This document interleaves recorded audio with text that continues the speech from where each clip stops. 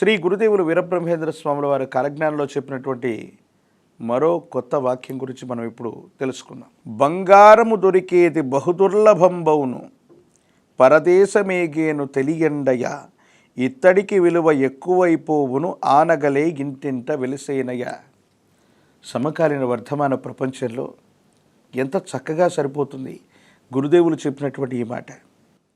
బంగారానికి ఆధిక్యత వస్తుంది, ఇత్తడికి కూడా ఆధిక్యత వస్తుంది, బంగారం విలువ అధికంగా పెరిగిపోతుంది.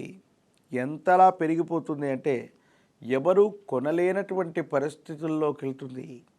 శ్రీమంతులు తప్ప బంగారాన్ని ఎవరు కూడా ధరించలేనటువంటి స్థితిగతులకు వెళ్ళిపోతుంది.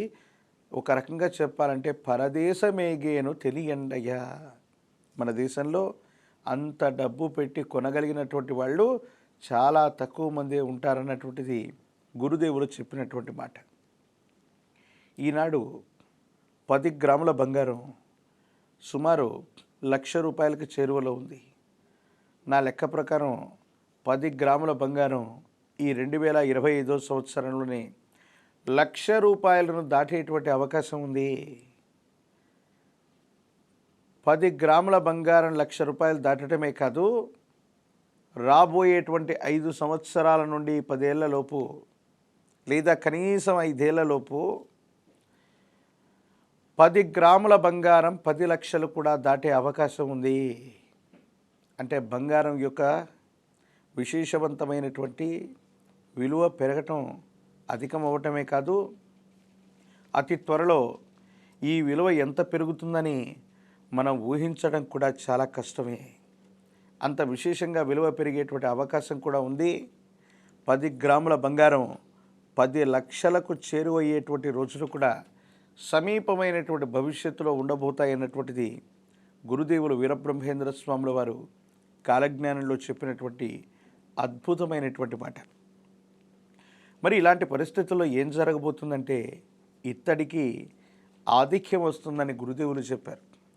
ఇత్తడికి ఏ విధంగా ఆధిక్యం వస్తుందయ్యా అంటే, ఇప్పటికే మనం 1 గ్రామ్ గోల్డ్ పేరుతో, సింగిల్ గ్రామ్ గోల్డ్ పేరుతో బంగారు పూత కలిగినటువంటి నకిలీ ఆభరణాలు లేదా ఇత్తడి ఆభరణాలన్నింటినీ కూడా ఇప్పటికే ప్రతి స్త్రీ కూడా ధరిస్తూ ఉంది.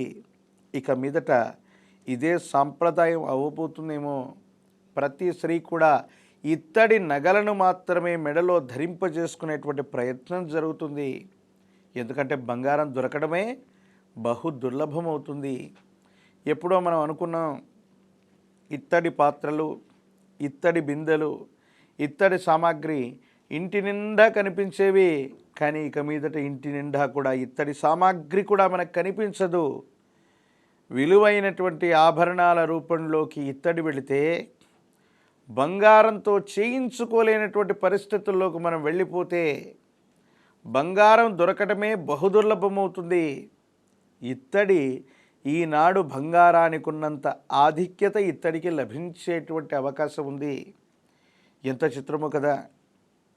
400 ఏళ్ల క్రితం శ్రీ గురుదేవులు వీరబ్రహ్మేంద్ర స్వాముల వారు కాలజ్ఞానాన్ని రచిస్తున్నటువంటి సందర్భంలో ఉన్నటువంటి పరిస్థితుల్ని 400 సంవత్సరాల తర్వాత ఇప్పుడున్నటువంటి పరిస్థితులను చూస్తే ఈ విధమైనటువంటి వ్యత్యాసం ఏ విధంగా వచ్చింది, దేశ కాలమాన పరిస్థితుల్లో ఏమేం జరుగుతుందో చూస్తే మనకి ఆశ్చర్యం వేస్తుంది.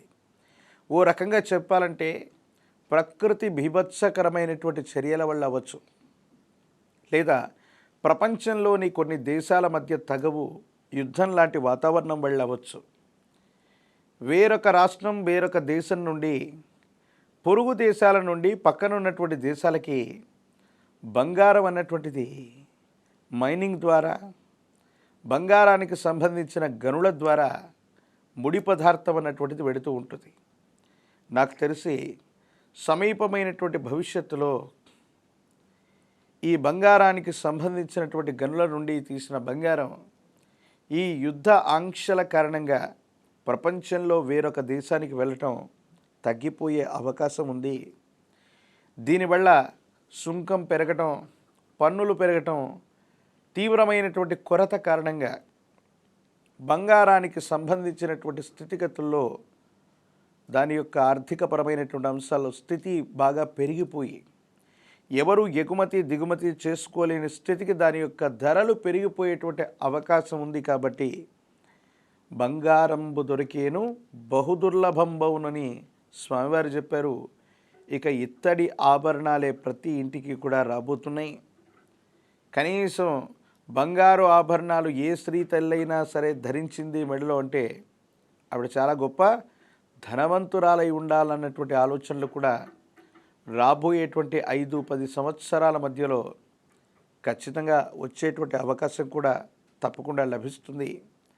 1 గ్రామ్ గోల్డ్, సింగిల్ గ్రామ్ గోల్డ్గా పిలువబడుతున్నటువంటి ఇత్తడి ఆభరణాలే ప్రతి ఒక్కరు కూడా ధరిస్తారు.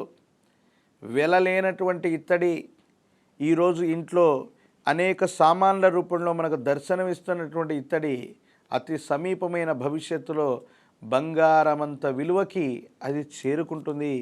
ఈరోజు బంగారం ఏ స్థానంలో ఉందో ఇత్తడి కూడా అదే స్థానంలోకి వెళ్ళేటువంటి అవకాశాలు కూడా కనబడుతున్నాయని గురుదేవులు వీరబ్రహ్మేంద్ర స్వాముల వారి యొక్క కాలజ్ఞానాన్ని అనుసరించి చూస్తే మనకు అవగతమవుతుంది.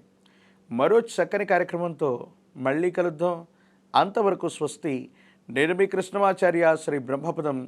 జై వీరబ్రహ్మ, జై గోవిందమాంబ.